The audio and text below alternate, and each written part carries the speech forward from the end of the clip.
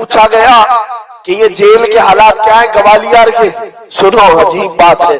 एक कासिद आकर के कहता है एक मौलवी को आपके बाबा ने, आपके बाप ने 8 साल पहले कैद किया था, अब हालात ऐसे हैं 700 कैदियों को तो उसने जेल में आलिम बना दिया है। वाह वाह, सुभान अल्लाह, सुभान अल्लाह, सुभान अल्लाह। ये दीन इस्लाम के शहदाई है, वो सिपाही है, वो जहां रहेंगे मेरे मुस्तफा के निजाम की बात करेंगे, जहां होंगे हक का ऐलान करते रहेंगे। आज तो हम यहाँ बैठे हैं, कल दार पर चढ़ेंगे तब भी यही कलमा कहेंगे इंशाअल्लाह। न घबराओ मुसलमानों, खुदा की शान बाकी है, अभी इस्लाम जिंदा है, अभी कुरान बाकी है। ये जालिम काफिर क्या समझते हैं जो रोज हमसे उलझते हैं, अभी करबला का आखिरी मैदान बाकी है। वाह वाह, आपको घबराने की जरूरत नहीं है, डर के साथ जीने की जरूरत नहीं है, लेकिन जरूरत है तो इस बात की कि शायर इस्लाम को खुल करके अमल करो, टोपियां छुपा करके, दाढ़ियां छिला करके नहीं। आज के दौर में टोपी रख करके जियो, दाढ़ी रख करके जियो। अगर कोई चिढ़ता है तो छिड़े, कोई चलता है तो चल कर बढ़े। तुम नंगे रहने पर फख्र करते हो, मैं आमिना के लाल के अखलाक पर फख्र करूंगा। ये हमारा मिजाज होना चाहिए, ये हमारा मिजाज हो। लोग फैशनेबल बन करके आज आधी आधी चड्डियां पहनकर बाहर निकलते हैं, उनको शर्म नहीं आती। तुम्हें हुजूर की सुन्नतों पर क्यों शर्म आए? अरे लोग चोटियां रख रहे हैं, बालियां पहन रहे हैं, चूड़ियां पहन रहे हैं, मर्द होकर पता नहीं बीच की मखलूक बन रहे हैं, और तुम्हें हुजूर की दाढ़ी रखने पर क्या शर्म है? अजीजान गिरामे वकार, मदीने तैयबा में एक मर्तबा यहूदियों का इज्तिमा हुआ, 50,000 के करीब यहूदी जमा हो गए थे, और उनका मजमा है, उनका मौलवी है, और मिंबर पर खड़े होकर बयान क्या कर रहा है मौलवी कि देखो मुसलमानों का खुदा गरीब है। कुरान पाक की एक आयत का मजाक उड़ा रहा था, मन ज़ल्लज़ी युक़रिदुल्लाह क़र्ज़न हसना, कौन है जो अल्लाह को कर्ज़े हसन देगा। कुरान की एक आयत है जिसमें रब ताला ये फरमा रहा है कौन है जो अल्लाह को कर्ज़े हसन देगा। इससे मुराद क्या है? तुम नेकियां अल्लाह को कर्ज में दो, अल्लाह बदले में जन्नत अता करेगा। लेकिन इसका मजाक उड़ाकर यहूदी आलिम कह रहा था मुसलमानों का खुदा मुसलमानों से कर्जा मांग रहा है, वो गरीब है और ये अमीर है। सिद्दीक अकबर वहां से गुजर रहे थे, सैयदना अबू बकर सिद्दीक का गुजर वहां से हो रहा था। जब उन्होंने देखा ये आयत का मजाक उड़ा रहा है, उलट पलट कर रहा है, मजमे में खड़े होकर तमाशा देखने वालों में से नहीं थे, सीधे स्टेज पर चढ़ गए और जाकर के उस यहूदी का जुब्बा पकड़ा और 2 तमाचे सन्नाटेदार मजमा उनका है, बोलने वाला उनका है। और जब हजरत अबू बकर ने 2 तमाचे रसीद किए तो जाहिर सी बात सब पकड़ो धकड़ो सब घेर लिए। सिद्दीक अकबर को हर तरफ से घेर लिया गया, पकड़ लिया गया। उनके मौलवी ने कहा इसको मारो मत, इनको इनके रसूल के पास लेके चलते, मोहम्मद सल्लल्लाहु अलैहि वसल्लम के पास लेकर के आए। अब सुनो मेरे अजीज, होता क्या है जब ऐसे मजलूम को पकड़ करके अदालत में लाते हैं तो कोर्ट में भी सब मामला बदल जाता है। हुजूर पाक के पास लाए और उनका मौलवी कहने लगा कैसा है आपका ये सहाबी, कैसा है आपका साथी? मैं तो आपके इस्लाम की अच्छाइयां बता रहा था कि खुदा बहुत गनी है, मुसलमान फकीर है। इतनी बात पर तो अबू बकर ने मुझे मार दिया, पूरा जुमला ही बदल दिया, उसने जुमला बदल दिया। हजरत अबू बकर सिद्दीक ने कहा नहीं या रसूल अल्लाह ये झूठ बोल रहा है। वहां स्टेज पर कह रहा था अल्लाह गरीब है, मुसलमान अमीर है, अल्लाह गरीब इन मुसलमानों से कर्जा मांगता है। उस यहूदी ने कहा नहीं नहीं नहीं, मैंने तो ऐसा कहा ही नहीं। और गवाह के लिए 10 नहीं 50 यहूदियों को खड़ा कर दिया, झूठे सारे के सारे झूठे। सबों ने कहा नहीं हमारा मौलवी सच्चा है, हम ऐसा नहीं कह रहे थे। ये हालात यहाँ पे भी आते हैं। हाँ, सारे झूठे एक जगह जमा हो जाते हैं और झूठ ऐसा गढ़ा जाता है, ऐसा परोसा जाता है, सच्चा आदमी अजनबी बन जाता है। उसको लगता है मैं किस बात को कहने लग गया। आज ये हालात पैदा किए जाएंगे, लेकिन एक बात याद रखो, सच का दामन नहीं छोड़ना। बेशक। हजरत अबू बकर सिद्दीक से हुजूर ने पूछा, इतने सारे लोग कह रहे हैं अबू बकर तुम्हारे पास भी कोई गवाह है? आपने कहा या रसूल अल्लाह मैं अकेला हूं, वहां कोई था नहीं, मैं अकेला हूं। जानते हो जब हजरत अबू बकर सिद्दीक ने ये कहा मैं अकेला हूं, इसी वक्त जिब्राइल अमीन कुरान की आयत लेकर उतरा है। क्या बात, लक़द समिअ अल्लाहु क़ौलल लज़ीना क़ालू इन्नल्लाहा फ़क़ीरुन व नहनु अग़निया। महबूब अल्लाह ने सुन लिया, ये यहूदी कह रहे थे कि अल्लाह फकीर है और हम गनी हैं। अबू बकर सिद्दीक की बात की ताईद दुनिया के किसी गवाह ने नहीं, खल्ला के कायनात ने फरमाया। सच पर कायम रहोगे, अल्लाह की ताईद आएगी, अल्लाह की नुसरत आएगी, अल्लाह की मदद आएगी। हालात अभी ऐसे हो गए कि लोग मौसम देख करके कपड़े भी बदल लिए और अपना दीन भी बदलने चल पड़े। तुम तूफानों का दीन तो लेकर नहीं चलते, हवाओं का दीन तो नहीं है ये। मेरे अजीजों, आंधियां चाहे जितनी भी सख्त आ जाए, तुम्हें पता होना चाहिए तुम जिस दीन इस्लाम से वाबस्ता हो। इसके लिए शायर ने क्या खूब कहा है कि घबरा गई है गर्दिशे दौरा कभी कभी, दीवान गाने इश्क़े मोहम्मद को देखकर क्या घबरा गई है गर्दिशे दौरा कभी कभी। टल न सकते थे जंग में अगर अड़ जाते थे, पांव शेरों के भी मैदान से उखड़ जाते थे।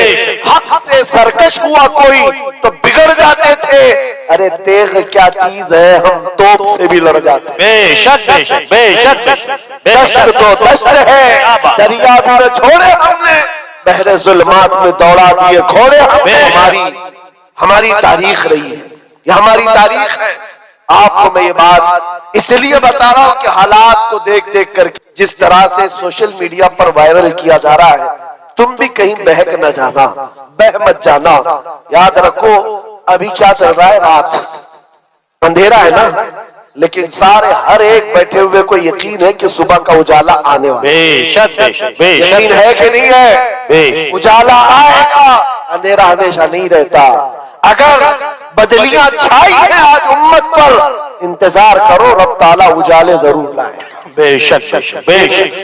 ये जो आसपास भटके हुए आवारा कुत्ते, इनको तो हाल ये फिलिस्तीन के हालात को देख करके इनको लगता है कि अब हम भी वैसी हो। मुसलमानों को मारते हुए इजराइल को देखा तो उसकी बधाई देने लग गए, और इनको लगा कि अब जगह जगह मुसलमानों को इसी तरह मारा जाएगा, काटा जाएगा। ये पूरी दुनिया में वातावरण, ये माहौल बनाया जा रहा है। मेरे अजीजों एक बात याद रखो, इस तरह के हालात बगदाद में भी आए थे, तराबलस में भी आए थे, मराकश में भी आए थे, मिस्र में भी आए थे, ट्यूनिस में भी आए, शाम और यमन में भी आए। ये पहली मर्तबा नहीं है। एक वक्त ऐसा आया बगदाद में, ततारियों ने हमला करके ईंट से ईंट बजा दी, मुसलमानों की खोपड़ियों से मीनार बना दी थी। दरियाए दजला का पानी पूरे मुसलमानों के खून से लाल हो गया। उस वक्त बाजार में घूमते हुए ततारी बादशाह की बेटी अपने सिपाहियों के साथ जा रही है, बाजार में जा रही है। सुनो, बहुत अहम बात कहने जा रहा हूं। जब वो सन्नाटा था, लाशें बिखरी हुई, खून पड़ा हुआ है बगदाद में, मुसलमान बाकी नहीं थे, लेकिन चलते चलते उसके कानों में अचानक अजान की आवाज आई। मस्जिदें बंद है, वीरान है, लेकिन कहीं से अजान की आवाज आ रही है। रुक गई, कहा कि अजान की आवाज कहां से मालूम करो, हम तो इतना कत्ले आम कर चुके, ऐसे हालात में अजान देने वाला कौन है? जानते हो, सिपाही दौड़ पड़े, जाकर के देखा तो एक छोटी सी दुकान है और दुकान में एक बूढ़ा आदमी है, खड़े होकर अजान दे रहा। क्या वाह वाह, ना जमात है ना सफे है, कुछ नहीं है। पकड़ करके लाए। बादशाह की बेटी ने पूछा, बाबा क्या कर रहे हो? कहा अजान दे रहा हूं। कहा किसके लिए? कहा अपने लिए। वाह वाह। कहा सब तो मुसलमान मर गए, किसको बुला रहे हो? कहा तुम्हें पता है मैं जब पैदा हुआ था तभी मेरे कान में अजान की आवाज आई थी। उस वक्त से यह आवाज गूंज रही है और जब तक जिंदा रहूंगा यह आवाज पुकारता रहूंगा। अब सुनो, वह हैरत में रह गई। तवज्जो, बूढ़े बाबा ने बहुत अच्छा जवाब दिया है। एक बूढ़े बाबा का भी मैं यहाँ पर भी इंटरव्यू देख रहा था, बड़ा वायरल चल रहा था। कभी कभार जवानों से ज्यादा 80 साल के बूढ़ों में जोश होता है। बिल्कुल नॉर्मल अंदाज में बेचारे ने जवाब दिया। एक रिपोर्टर आया और कहा कि बाबा जी क्या कह रहे हो, देखो इतना बड़ा वो सब बन गया, क्या कर रहे हो? कहा कोई बात नहीं, आज बना लिए, कल कोई और आएगा, फिर कोई और बना दे। क्या वाह वाह वाह वाह, इतनी आसानी से बोल के खत्म हो गया। हुकूमतें तो आती रहती है, जाती रहती है, बदलते रहता है, फिर कोई आएगा अजान दे देगा। बगदाद के उस बूढ़े की बात मैं कर रहा हूं जो दुकान पर खड़े होकर अजान दे रहा था इन हालात में। उस ततारी बादशाह की बेटी ने पूछा कि बाबा, जब तुम्हें अजान पर इतना यकीन है, तुम्हारे दीन पर इतना यकीन है, तो बताओ तुम्हारे लोगों को चुन चुन करके हमने मारा, तुम्हारा खुदा कहाँ है? तुम्हारा अल्लाह कहाँ है जिसकी इबादत करते हो? बचाता क्यों नहीं? सुनो, ऐसे हालात में अभी तुमको भी यही ताना दिया जाएगा। जब तुम दीन हक पर हो तो तुम्हारे लिए मदद क्यों नहीं आती? सारी ताकत, कुव्वत, तख्त सब उनके पास, तुम्हारे पास क्या है? कुछ नहीं है। उस बाबा जी ने क्या कहा? कहा बेगम, बात ऐसी है ना कि तुमने बकरियों के रेवड़ को देखा होगा। चरवाहा जब चराता है बकरियां लेकर के, तो साथ में कुत्ता भी पालता है। बकरियां चलती रहती हैं और अगर एक भी बकरी इधर उधर जाती है तो कुत्ता भौंक भौंक करके जमात में ले आता है। होता है कि नहीं होता है? हाँ, कुत्ता किस लिए पालता है बकरियों वाला? सिर्फ इसलिए कि रेवड़ से बकरियां हट न जाए। जब कभी कोई बकरी हटती है, कुत्ता भौंक करके जमात में उसको दाखिल कर देता। कहा बात यही है, ये मुसलमानों की जमात है।